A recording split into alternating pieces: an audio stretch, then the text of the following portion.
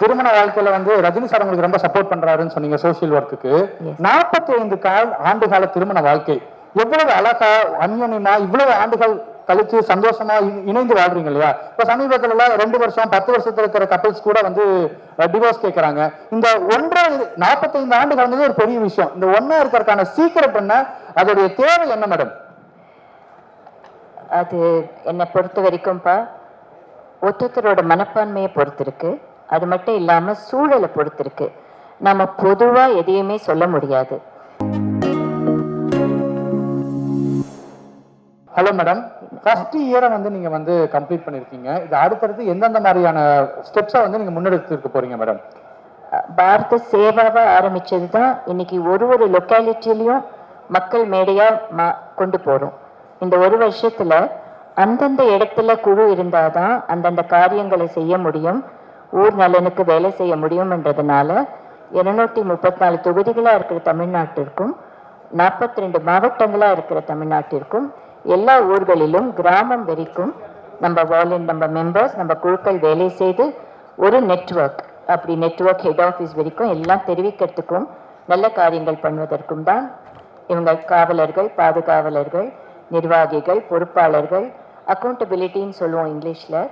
அந்தந்த ஊருக்கு ஒரு அக்கௌண்டபிலிட்டி. நம்மளும் இந்த ஊரில் ஒருத்தர், மக்களோட மக்களாக நாம் எனக்கு என்னன்னு நம்ம போகிற காலம் இல்லை இது. இன்னைக்கு நம்மளுக்கு என்ன அப்ளை ஆகுதோ அதே தான் இன்னொருத்தருக்கும் அப்ளை ஆக போகுது. ஸோ எல்லாரும் ஒற்றுமையாக இருந்து ஒரு ஊரை எப்படி உன்னதமாக வைத்துக் கொள்ளணும், ஒரு ஊருக்காக எப்படி செய்ய வேண்டும் என்று ஈச் அண்ட் எவ்ரி பர்சன் இதில் உழைக்கணுன்றதுக்காக தான், அந்த spirit of nationality and nativity இருக்கணுன்றதுக்கு தான் இது முக்கியமாக எடுக்கிற முயற்சி. மேடம், இப்போ வந்து உங்களோட வாலண்டியர்ஸ் வந்து ஒவ்வொரு மாவட்டங்களையும் சேர்ந்திருக்காங்க. அடுத்தடுத்து யங்ஸ்டர்ஸ் இவங்கெல்லாம் வந்து வாலண்டியர்ஸாக சேர்றதுக்கு எந்த மாதிரியான பிளாட்ஃபார்ம்ஸை வந்து நீங்கள் வந்து இது பண்ணுறீங்க? மக்கள் மேடையிலே டிவிஷன்ஸ் இருக்குப்பா. லாயர்ஸ் சேரலாம், ஐஏஎஸ் சேரலாம், ஐபிஎஸ் சேரலாம், teachers, retired head masters, village officers, கார்பரேஷன்லேருந்து ரிட்டையர் ஆனவங்க, முனிசிபாலிட்டிலேருந்து ரிட்டையர்ட் ஸ்டூடெண்ட்ஸ், யாராக இருந்தாலும் அவங்கவுங்களுக்கு சேவை மனப்பான்மை, நம்மளும் நம்ம வாழ்க்கையில் நம்ம ஊருக்காக நம்ம நாட்டுக்காக ஏதோ செய்யணும்னு நினைக்கிற எல்லாருமே அந்தந்த விங்கு கடியில் வந்துடுவாங்க. மக்களோட lawyers wing, students wing, ladies wing எல்லாம் அந்தந்த விங்கு கடியில் வந்துடுவாங்க. நாங்கள் ஒரு அட்ரஸும் ஒரு இமெயில் ஐடியும் ஒரு கான்டாக்ட் பாயிண்ட்டும் கொடுத்துருக்கோம். எங்கள் வாலண்டியர்ஸும் அந்தந்த ஊரில் இருப்பாங்க, மெம்பர்ஸ் இருப்பாங்க. அவங்கள தொடர்பு கொண்டு இது ஒரு ஸ்தாபனமாக தமிழ்நாடு ஃபுல்லாக கொண்டு போகிறது மெம்பர்ஸோட இன்னும் அப்போ இந்த நடந்து கொண்டு இருக்கிறது. யாராக இருந்தாலும் எங்களை தொடர்பு கொள்ளலாம். மேடம், இப்போ 234 தொகுதியை மென்ஷன் பண்ணீங்க. இந்த மக்கள் மேடை வந்து அரசியல் மேடைக்கு பயன்படுத்தப்படுவீங்களா, அரசியல் மேடையில் பிரச்சாரம் பண்ணுவீங்களா? எல்லாம் அரசியலே தவறாக புரிஞ்சுக்கிறாங்க எல்லாரும். நம்ம ஊரில் டெமோக்ரஸின்றதுல ஒரு பக்கம் ராஜ்யம், ஒரு பக்கம் மக்கள். மக்கள் எல்லாம் ஒன்றா இருந்து மக்கள் சக்தியாக இருக்கும்போது இந்த நாடு இன்னும் சுபிக்ஷம் அடையும், நாடு நல்லா மேம்படும். நாங்கள் மக்கள் சைடில் இருக்கோம், மக்கள் சக்தியாக இருக்க விரும்புகிறோம். அதை வந்து எப்படி ஒருத்தர் கொண்டு போய் எங்கள் கூட கலெக்டர்ஸ் பாரத் சேவாவில் ஒர்க் நாங்கள் அப்ரோச் பண்ணும்போது ஒர்க் பண்ணுறாங்க, லோக்கல் ஆஃபீஸர்ஸ் ஒர்க் பண்ணுறாங்க. இதெல்லாம் சேர்ந்து பார்க்கும்பொழுது மக்கள் சைட்லேருந்து ஒவ்வொரு ஊர்லேயும் தலைமை பொறுப்போடு இருக்கிற நிறைய மெம்பர்ஸ் இருக்காங்க. லோக்கல் லீடர்ஸ், அதாவது அந்தந்த ஊருக்கு தலைமைன்றது ஒரு பண்பு, அது ஒரு போஸ்ட் இல்லை, அந்த பண்பு அது ஒரு பொறுப்பு. தலைமைன்றது ஒரு பொறுப்பு, அது ஒரு போஸ்ட்டோ ஒரு ஆஃபீஸில் கொடுக்குற ஒரு மெடலோ கிடையாது. அக்கௌண்டபிலிட்டி, ரெஸ்பான்சிபிலிட்டின்றது ஒரு பொறுப்பு. அந்தந்த ஊர் தலைவர்கள் உருவாவாங்க. அந்தந்த லொக்காலிட்டிக்கு தலைமை ஏற்று வேலை செய்யக்கூடிய லீடர்ஷிப் குவாலிட்டிஸ் எல்லாருக்கும் வரணுன்றதுக்காக தான் மக்கள் மேடையை அந்தந்த ஊரில் அந்தந்த இடத்துல ஸ்டார்ட் பண்ணுறோம். மேடம், ட்ரூ நியூஸ் சார்பாக ஒரு கேள்வி மேடம். என்னங்க? ட்ரூ நியூஸ் சார்பாக ஒரு கேள்வி. இப்போ வந்து நம்ம சகோதரர் ஒருத்தர் வந்து காஞ்சிபுரத்தில் வந்து பசுமாடுகள்லாம் காப்பாற்றி சில சாட்சிகள் சொன்னார். மிகவும் சந்தோஷமா இருக்குது. ஆனால் இந்த சென்னையில் பார்த்தீங்கன்னு வச்சிங்களேன், எந்த இடத்துல போனாலும் நம்ம ரோட்டில் வந்து பசுமாடுகள் வந்து ஆகாரம் இல்லாமல் குப்பை தொட்டிகளில் போய் சாப்பிட்டு சில நேரத்தில் அந்த பசுமாடுகளும் இறந்து போகுது, சில கன்றுக்குட்டிகளும் இறந்து போகுது. அதே நேரத்துல வந்து மெயின் ரோட்ல பாத்தீங்கன்னா வாகனங்கள் இடித்து அது இறந்து போகுது பசுமாடுகள். இப்போ உங்களுடைய பாரத் சேவா மற்றும் மக்கள் மேடை சார்பாக உங்க இயக்கத்தின் சார்பாக இந்த மாடுகளுக்கு நீங்க ஏதாவது உதவிகள் செய்வீங்களா?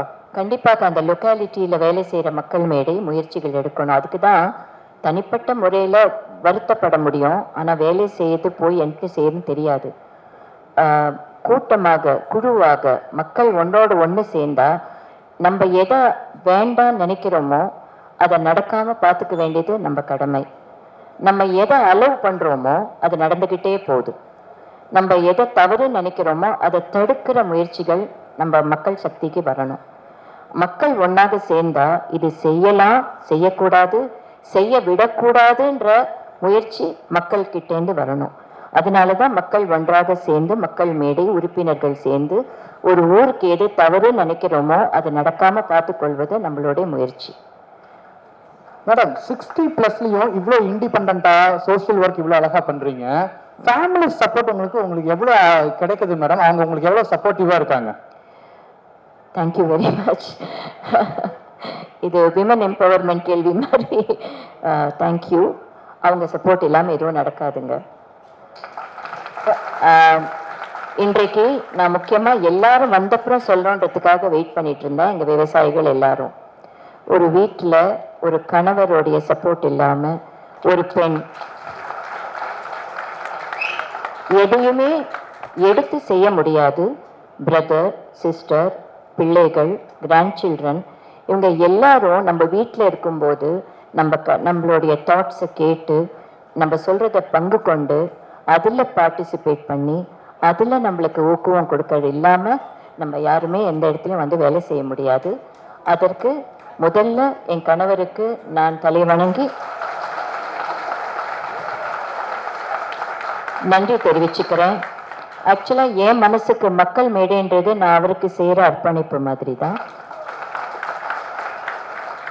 ஏன்னா ஒவ்வொருத்தரும் நலனோடு இருக்கணும், ஊர் நல்லா இருக்கணும், மக்கள் நல்லா இருக்கணும்னு நினைக்கிற ஒரு மனசு எனக்கு நல்லா தெரியும். என்னோட முயற்சிகள் எல்லாமே நான் அவருக்கு அர்ப்பணிக்கிறேன். திருமண வாழ்க்கையில வந்து ரஜினி சார் உங்களுக்கு ரொம்ப சப்போர்ட் பண்றாருன்னு சொன்னீங்க சோஷியல் ஒர்க்குக்கு. 45 ஆண்டு கால திருமண வாழ்க்கை எவ்வளவு அழகா அந்யோன்யமா இவ்வளவு ஆண்டுகள் கழிச்சு சந்தோஷமா இணைந்து வாழ்றீங்க இல்லையா? இப்ப சமீபத்துல 2 வருஷம் 10 வருஷத்துல இருக்கிற கப்பிள்ஸ் கூட வந்து டிவோர்ஸ் கேட்கறாங்க. இந்த 45 ஆண்டு காலங்கிறது ஒரு பெரிய விஷயம். இந்த ஒன்னா இருக்கிறதுக்கான சீக்கிரம் என்ன, அதோடைய தேவை என்ன மேடம்? அது என்னை பொறுத்த வரைக்கும்ப்பா ஒருத்தரோட மனப்பான்மையை பொறுத்திருக்கு. அது மட்டும் இல்லாமல் சூழலை பொறுத்திருக்கு. நம்ம பொதுவாக எதையுமே சொல்ல முடியாது. ஒருத்தரோட வாழ்க்கை வித்தியாசமானது. ஒரு நபர் லைஃப் அப்ரோச் பண்ணுற விதம் வித்தியாசமாக இருக்கும்.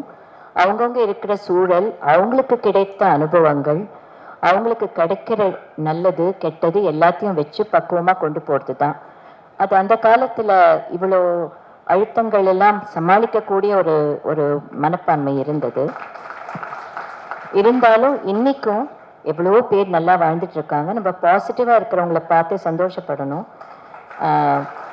கஷ்டப்படுறவங்கள பார்த்து அவங்களுக்காக வேண்டிக்கணும். இது வந்து ஒரு 2 மனங்களுக்குள்ளே இருக்கிற ஒரு ஆத்மார்த்த அன்பை பொறுத்திருக்கு.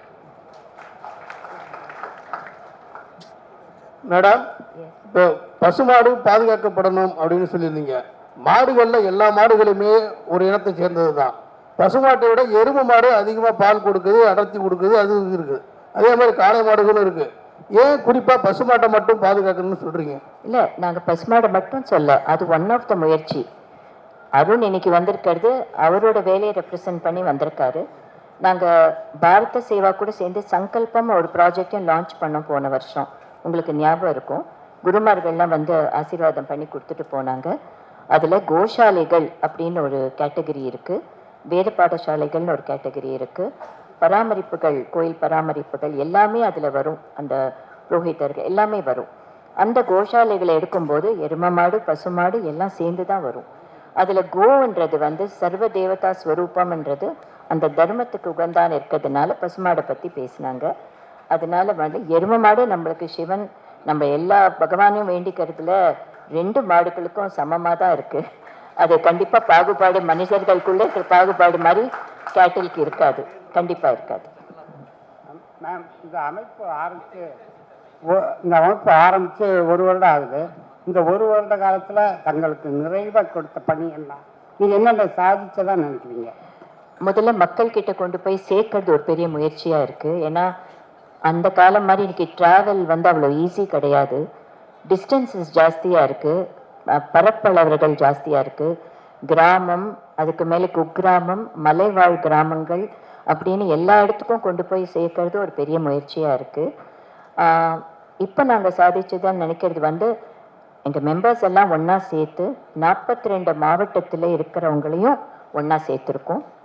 அதில் மக்களை ஒன்றா சேர்த்து, எங்கள் குழு மக்களை ஒன்றா சேர்த்து நிறைய இடத்துல எல்லா காரியங்களும் மாவட்டங்களில் நடக்குது. இப்போ ஒரு ஊரில் 10 மடப்பாயின்னு ஒன்று இருக்கும், இன்னொரு இடத்துல ஒரு ஜமக்காலம் இருக்கும், இன்னொரு இடத்துல கைவினை பொருட்கள் தஞ்சாவூர் பொம்மைன்னு இருக்கும், வேற கைவினை ஒன்று இருக்கும். அதை விசாரிக்கும் போது இதுதான் இந்த பொருளை பண்ணுற கடைசி குடும்பம் அப்படின்னு சொல்லும்போது நம்ம மனசு ரொம்ப வலிக்கும். ஏன்னா இந்தியாவில் வந்து நம்ம பாரம்பரிய பொருட்கள், இது ஒரு ரிச் எக்கானமியாக இருந்த ஒரு கண்ட்ரி. நம்ம யார்கிட்டையும் எதுக்காகவும் போகல, யாரோடையும் நம்ம வார் தொடர்பு கொள்ளலை, வந்தவங்களை எல்லாரும் வரவேற்ற நாடு இது. அதில் ஒவ்வொரு ஊர்லேயும் பெரிய அடையாளங்கள் நம்மளுக்கு இருக்குது. லொக்கேஷன் வைஸ் அடையாளம் இருக்குது, பொருள் வைஸ் அடையாளங்கள் இருக்குது, கைவினையில் அடையாளங்கள் இருக்குது. இதெல்லாம் ஒரு ஒரு ஊரில் என்னென்ன இருக்குன்னு நாங்கள் இப்போ டிஸ்கவர் பண்ணி அதெல்லாம் சாகக்கூடாதுன்ற முயற்சியில் இறங்கியிருக்கோம். அதுக்கு தான் பாரத் மார்க்கெட்டை கொடுத்துருக்கோம். மற்றபடி லோக்கல் அடையாளங்கள், ஒவ்வொரு ஊரில் உங்களுக்கு ஏதோ ஒரு பெருமை இருக்குது, அந்த பெருமையான அடையாளங்கள் போயிடக்கூடாது. அதை மக்கள் தான் பாதுகாக்கணும். ஒரு மெமரி இருக்கும், ஒரு ஹிஸ்ட்ரி இருக்கும், இல்லை ஒரு மித்தாலஜி இருக்கும், ஏதோ ஒன்று இருக்கும். அந்த அடையாளங்கள் சாகாமல் இருக்கிறது. நம்ம வெளிநாடு போய் பார்த்தீங்கன்னா சின்ன விஷயத்த கூட பெருசாக காட்டி எத்தனையோ டூரிஸ்ட் வந்து அதை பார்த்துட்டு போவாங்க. நம்ம ஊரில் எவ்வளவோ கலாச்சார பொருட்கள் நம்ம ஊரில் இருக்குது, ஒவ்வொரு ஊரில் இருக்குது. இப்போ நாங்கள் கேட்கறது என்னென்னா, இப்போ திருவண்ணாமலைன்னு எடுத்தா, தஞ்சாவூர்னு எடுத்தா, எங்கள் மக்கள் மேடை குழு அந்த ஊருக்கு இருக்கிற எல்லா பெருமைகளையும் அவங்க காப்பாற்றணும். அந்த பெருமைகளை காப்பாற்றி அடுத்த சமுதாயத்துக்கு கொண்டு போய் சேர்க்கணும். அது மட்டும் இல்லாமல் அந்த எல்லா ஊரும் பளிச்சுன்னு இருக்கணும். நம்ம தெருக்கள் நல்லா இருக்கணும். நம்ம வாழுற பில்டிங்ஸ்லேருந்து, நம்ம குழந்தைங்க நடக்கிற தெருக்கள்லேருந்து நல்லா இருக்கணும். எந்த இடத்துலையும் ஆழ்கிணறுல இன்னும் குழந்தைங்க விழுந்ததுன்னு சொல்லக்கூடாது. ஒன்றும் இல்லை, தெருநாய்க்கள் பிரச்சனைன்னு ஒன்று எடுத்துக்கிட்டால் டெய்லி ஒரு கதை வருது. அதுக்கெல்லாம் அதுக்கு ஒரு வழி இருக்கும். அதை கண்டுபிடிச்சு அது என்ன பண்ணணும் அப்படின்றத குழந்தைங்க பாதுகாப்பாக தைரியமாக, என்னைக்கு குழந்தைங்க ஒரு நாட்டில்